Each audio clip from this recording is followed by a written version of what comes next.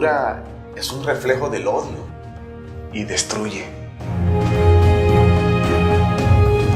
Créanme, los llevo en mi corazón y muchas gracias.